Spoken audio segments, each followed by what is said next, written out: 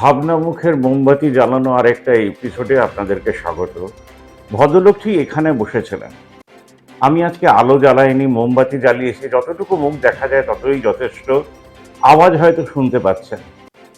একটি মানুষ পাহাড়ে চড়েন, এক্সপিডিশন করেন, সেই এক্সপিডিশনে তার পায়ের 10টা আঙুল চলে গেছে। 1984 কথা বলছি। তারপরেও তিনি অনেক এক্সপিডিশনে বেরিয়েছেন। আজকে আমাদের দেশে হাজার হাজার বছর ধরে মানুষ মোক্ষ খুঁজছে। বলা হলো প্রয়াগরাজে যারা মারা গেছেন তারা মোক্ষ প্রায় পেয়েই গেছে।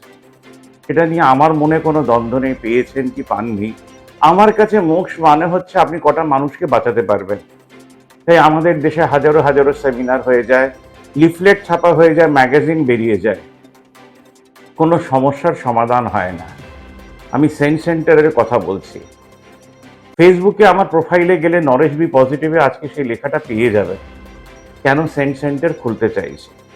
একটা সেমিনার হবে 16 তারিখ। এরকম সেমিনার আমাদের দেশে হাজারো হাজারো হয়েছে। এনারাও নিশ্চয়ই আগে করেছেন, 40তম করেছেন, তারপরে 41তম করবেন, কি যায় আসবে।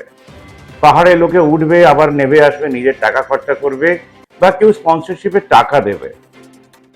ভেবে দেখুন তো, প্রত্যেকটা স্কুল, প্রত্যেকটা কলেজ, প্রত্যেকটা ক্লাব, প্রত্যেকটা পার্টি অফিস, সব জায়গা থেকে মানুষেরা ছোট ছোট করে তহবিল তৈরি করছে, যেটাকে আমি বলছি সোশ্যাল ক্যাপিটাল অফ ইন্ডিয়া।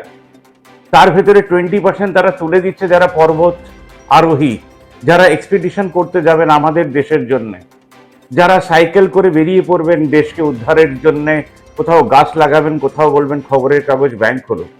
আমরা সেন্ট সেন্টার খুলবো যারা বেঁচে আছে তাদের নামে। একটি মানুষ সারা পৃথিবী 20 বছর ধরে ঘুরে এসছেন, তার এক্সপিরিয়েন্সের জন্য তার পাহাড়ে মানে 10,000 বা 8,000 ফিটে আমরা একটা সেন্ট সেন্টার খুললাম। সেখানে প্রচুর টেন্ট লাগানো থাকলো, সেটাকে মেনটেন করার জন্য লোক চাই, তারা চাকরি পেল। সেখান থেকে তারা লাইফ করছেন, তার জীবন নিয়ে রেগুলার কিছু না কিছু বলে যাচ্ছেন। যারা আসছেন থাকতে, তার মানে আপনারা যারা স্কুলে ধরুন ছাত্ররা 20,000 টাকা মাসে তুলছে, 20% তাদের হাতে তুলে দিচ্ছে, বাদ বাকি টাকা তারা ঋণ নিয়ে চলে যাচ্ছে বেড়াতে বাবা মাকে নিয়ে। এই টেন্টে গিয়ে থাকছেন, প্রপারলি থাকার খরচা দিচ্ছেন, ফিরে এসে যে টাকা ঋণ নিয়েছিলেন বিনা সুদে ফেরত দিয়ে দিচ্ছেন। এইভাবে হাজারো হাজারো সংস্থা যদি এগিয়ে আসে, ভারতবর্ষের আর্থিক উন্নতি আর চাকরি দেওয়ার উন্নতি কেউ আটকাতে পারবে না। উনি যখন কথাগুলো বললেন, নরেশবাবু আমি প্রথমবার জীবনে কোথাও বলতে শিখছি। আমি এদের ভেতরে ঈশ্বর দেখতে পাই। এদের ভেতরে দেখতে পাই যে মানুষ কতটা দেশপ্রেমিক হলে মৃত্যুমুখী হতে পারে বারবার বারবার বারবার। দুটো মানুষকে ছুরি দিয়ে মারাই যায়, বন্দুক দিয়ে মারাই যায়, কটা প্রেসিডেন্ট ওয়ার ডিক্লেয়ার করতে পারেন এবং পয়সা খরচা করতেই পারেন দেশের। আমি তাদেরকে কিছুই মনে করি না, শূন্য মনে করি। তারা শূন্য নিয়ে এসেছিলেন, তারা শূন্য নিয়ে চলে যাবেন। কিন্তু যারা সাইকেল নিয়ে বেরিয়ে গাছ লাগাচ্ছেন, তারা শূন্যের আগে এক বসিয়েছেন। এবার আপনি যদি শূন্য হন, তার পরের শূন্যগুলোতে আপনি অ্যাড করে যেতে পারেন। আমরাই কোটি, আমরাই ভবিষ্যৎ, আমরাই স্বপ্ন। আসুন তার কিছু কথা তার মুখে শুনে নিই। কিছু মিউজিক অ্যাড করে দিলাম পজের জায়গাগুলোকে ফিল আপ করে দেওয়ার জন্যে। কতটা ভালোবাসলে দেশকে তবে হেঁটে বেরিয়ে যাওয়া যায়, তবেই পথিক হওয়া যায়। ভাবনামুখের এই স্পেশাল এপিসোডে সবাইকে স্বাগত। আমি এতক্ষণ যার কথা বলছিলাম তার নাম রথিন শীল। আমরা 1984 সালে প্রথম অভিযান করি। Jogin group of peaks, Jogin 1, 2, 3 এই তিনটেই আমাদের অ্যাটেন্ড করার ইচ্ছা ছিল। এবং আমাদের যিনি লিডার ছিলেন বাণী বোস, তিনি অত্যন্ত দক্ষ পর্বতারোহী। উনি প্রায় 18টার মতো পিক তখনই ক্লাইম্ব করেছিলেন। ওনার নেতৃত্বে আমরা যাই এবং আমরা যখন গিয়েছিলাম সেখানে আমরা গঙ্গোত্রী গঙ্গোত্রী থেকে ভুজ খড়ক, কেদার খড়ক হয়ে কেদার তাল, তারপরে আমরা মানে সামিট ক্যাম্প করি এবং সামিট ক্যাম্প করে যখন আমরা ওপরের দিকে উঠি তখন আমরা প্রচুর বরফ থাকায় আমরা আস্তে আস্তে আমরা উঠতে থাকলাম এবং আমরা যখন পাহাড়ে উঠলাম তখন প্রায় বিকেল 3টে রাত, মানে আমরা প্রায় খুব বিধ্বস্ত অবস্থায় যোগিন 1 ক্লাইম্ব করে ফিরলাম এবং তখন খুব অলরেডি তুষার ঝড় শুরু হয়ে গেছে। তো তুষার ঝড়ে যোগিন 1-এর উচ্চতা 21,010 ফিট। তুষার ঝড় হলো, আমরা সামিট ক্যাম্পে নেমে আসি।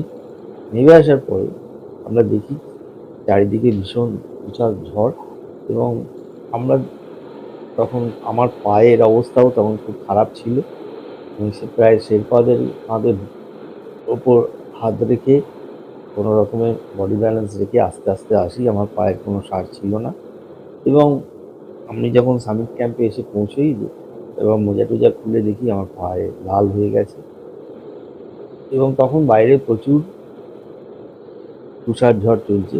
কোনো রকমের পাটাকে ভালো করে মুছে নিয়ে স্লিপিং ব্যাগের মধ্যে দিয়ে কিছু গরম পানীয় গ্রহণ করে শুয়ে পড়ি।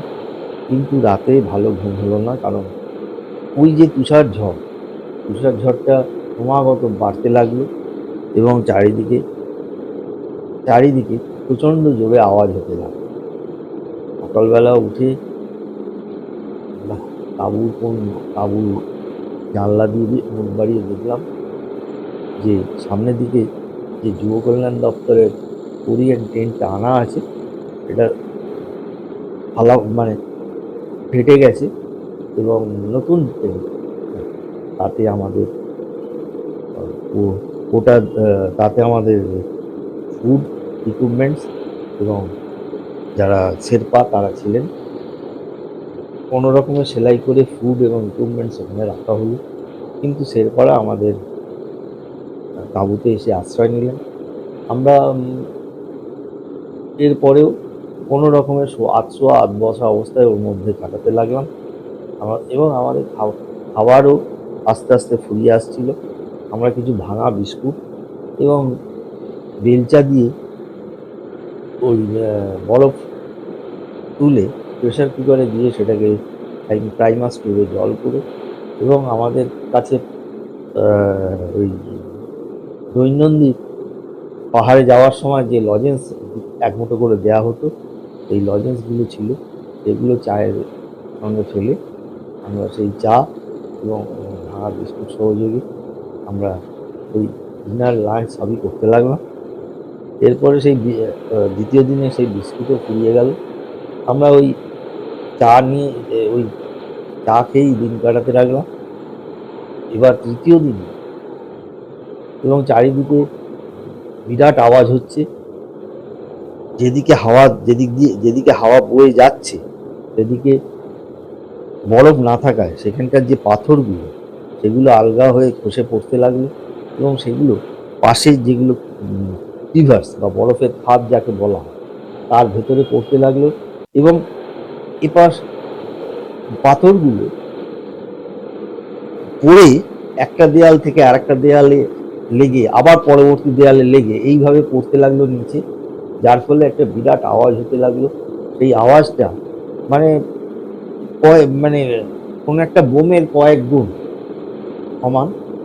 এই আওয়াজের ফলে চারদিকটা কেঁপে উঠছে এবং তার ফলে যেটা হলো যে ওই রিভার্স থেকে একটা হেয়ার ক্র্যাক হয়ে এসে আমাদের তাঁবুর গায়ে সেটা কাজ করে, অর্থাৎ রিভার্স থেকে ওই বরফের খাদ থেকে সরু ফাটল এসে আমাদের তাঁবুর গায়ে স্পর্শ করেছে এবং যেটা দেখে আমাদের ঘুম উড়ে গেল।